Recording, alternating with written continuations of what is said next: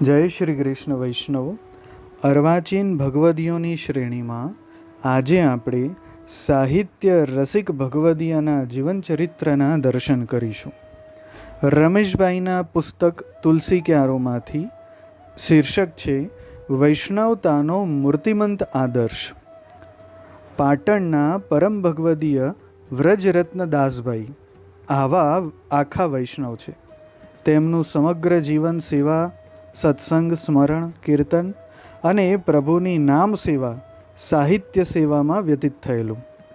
તેમનો જન્મ સંવત 1965 આસો સુદ ચોથને મંગળવારે ચિમનભાઈ અને ચંચળબાની કુખે વ્યારામાં થયો. ચિમનભાઈ માસ્તર મૂળ પાટણના, પણ તે સમયે વડોદરા રાજ્યમાં પ્રાથમિક શાળાના હેડમાસ્તર. સુરત જિલ્લાના વ્યારા ગામમાં તેમની બદલી થયેલી, તેથી આ પુત્ર રત્નનો જન્મ વ્યારામાં થયો.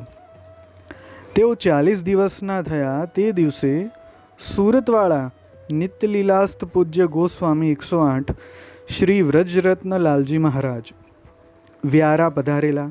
આપ શ્રીના ચરણારવિંદમાં બાળકને ધરી ચિમનભાઈએ વિનંતી કરી, કૃપાનાથ, આ જીવને શરણે લેવાની કૃપા કરો.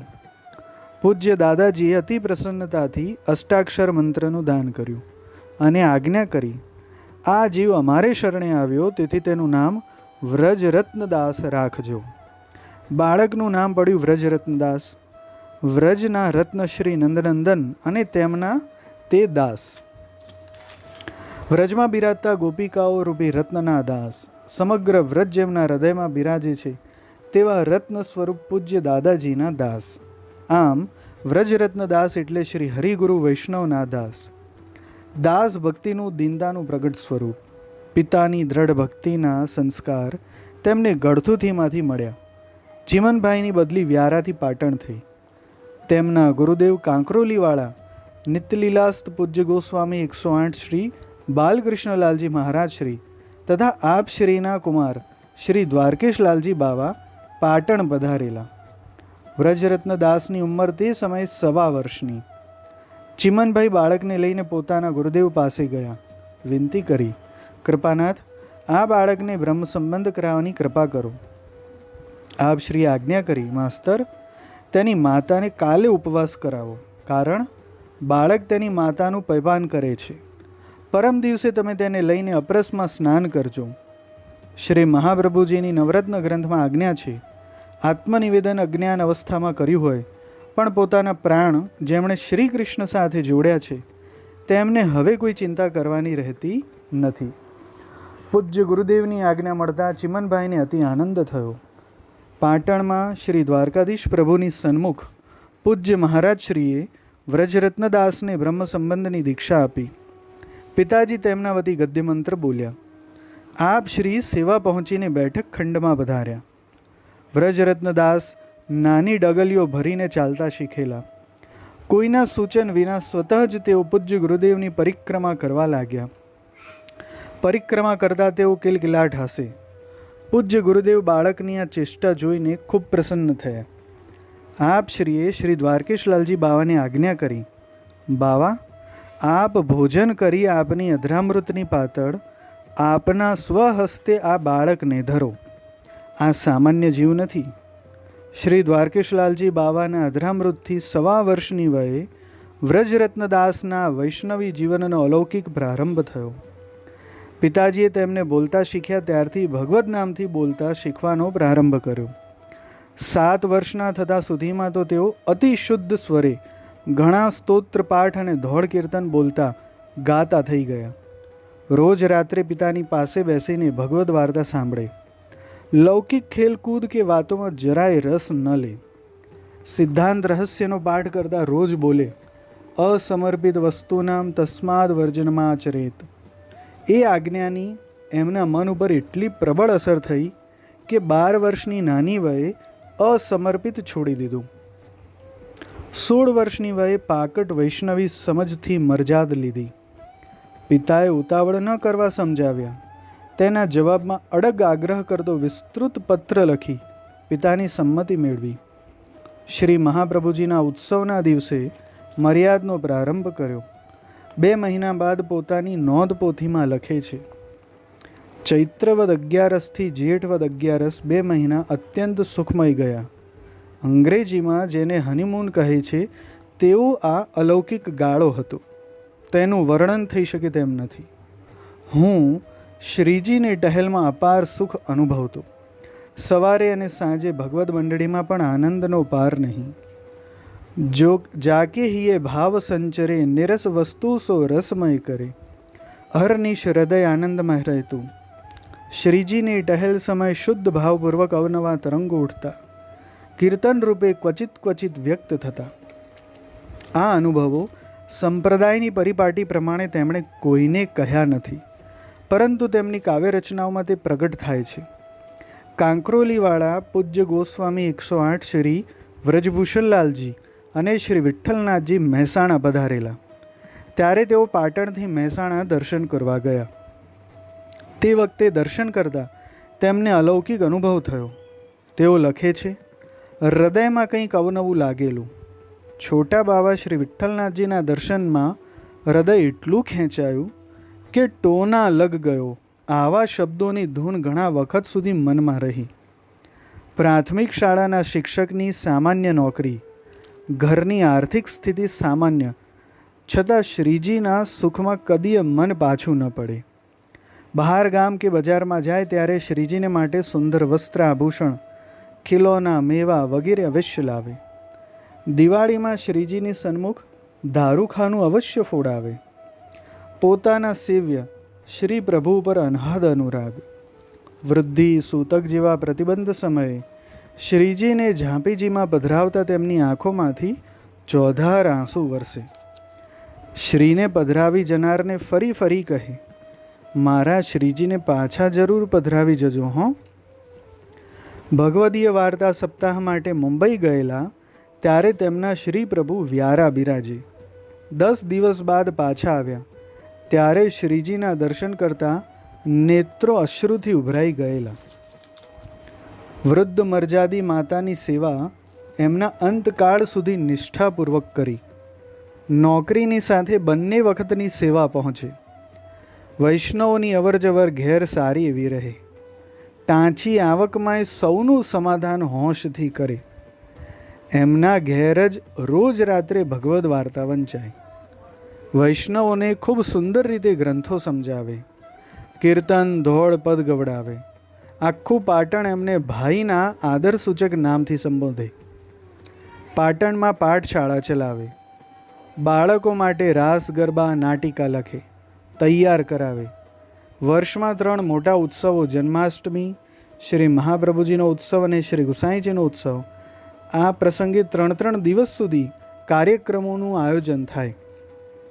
રવિવારે મંદિરમાં ભગવદ્ વાર્તા વાંચી.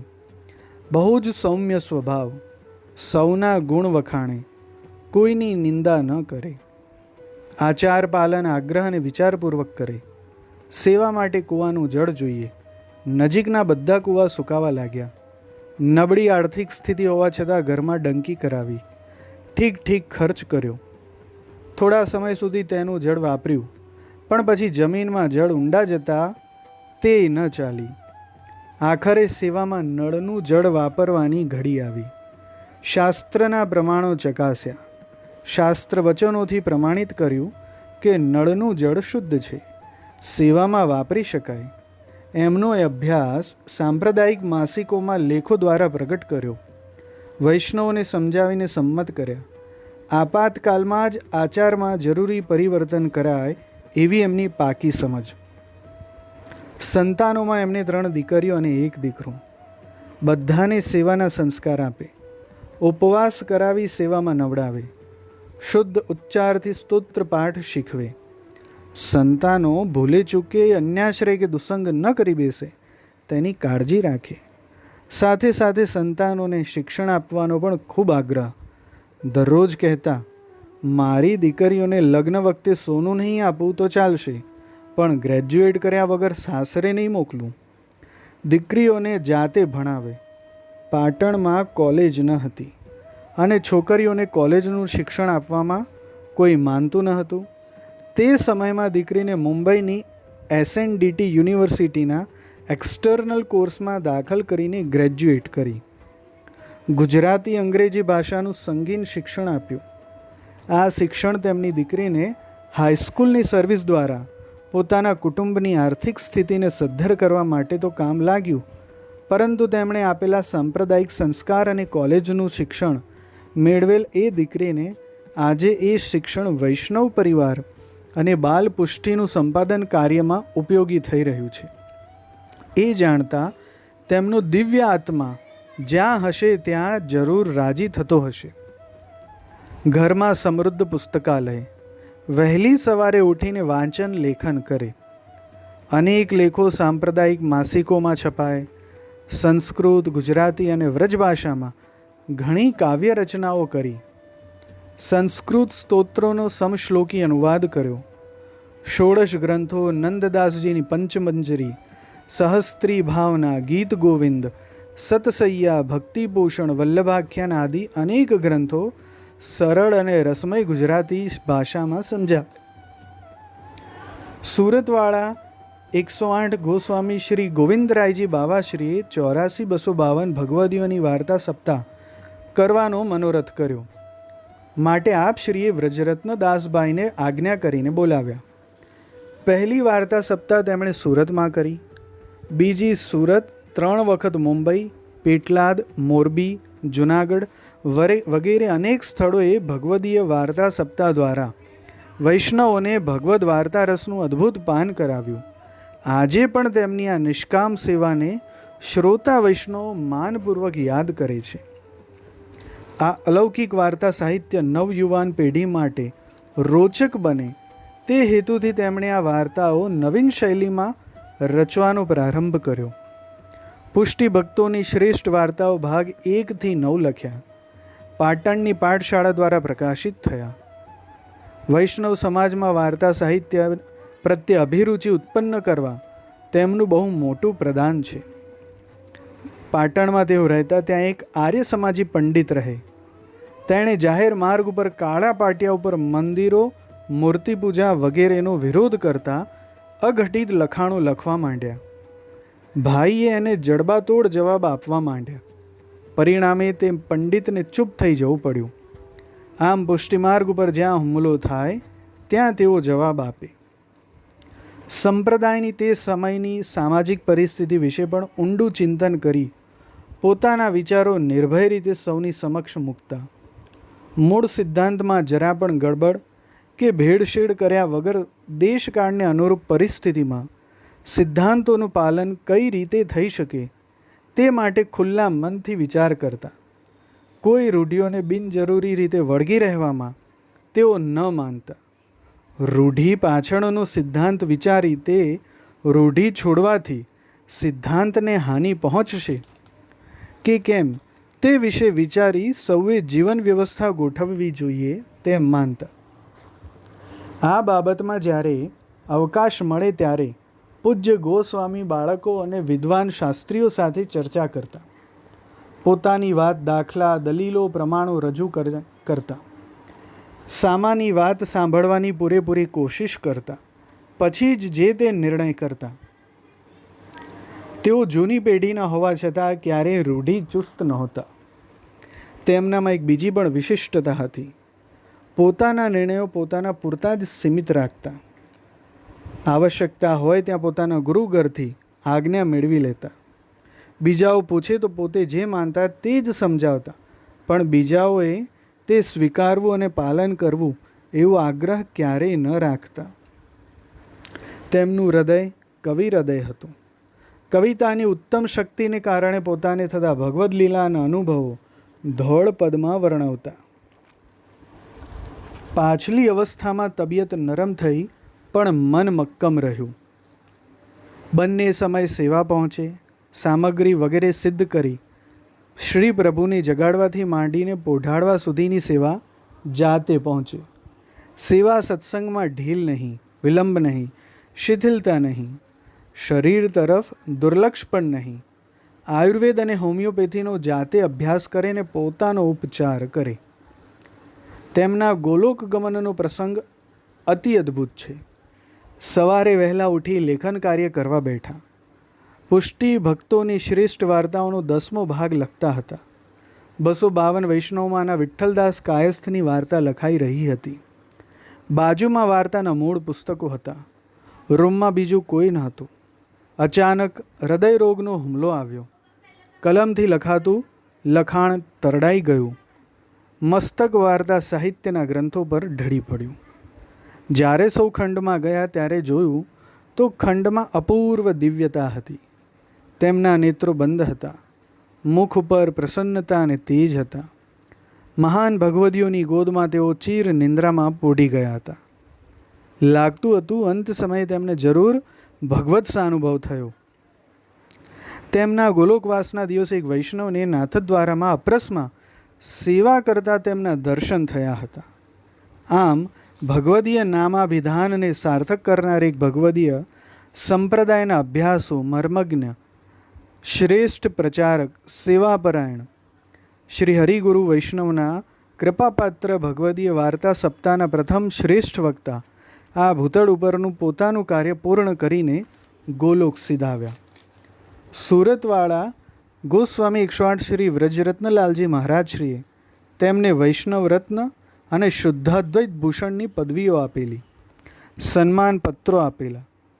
સુરતની શ્રી બાલકૃષ્ણ શુદ્ધાદ્વૈત મહાસભાએ સુવર્ણચંદ્રક અને સન્માનપત્રથી તેમનું બહુમાન કરેલું. શ્રી હર્ષાનીજી ટ્રસ્ટે તેમને મરણોત્તર શ્રી હર્ષાનીજી વિદ્વત સન્માન એવોર્ડ આપીને નવાજેલા. તેમનું સાહિત્ય ચિરંજીવ છે અને આવનારી પેઢીઓને પ્રેરણા આપતું રહેશે. જય શ્રી કૃષ્ણ.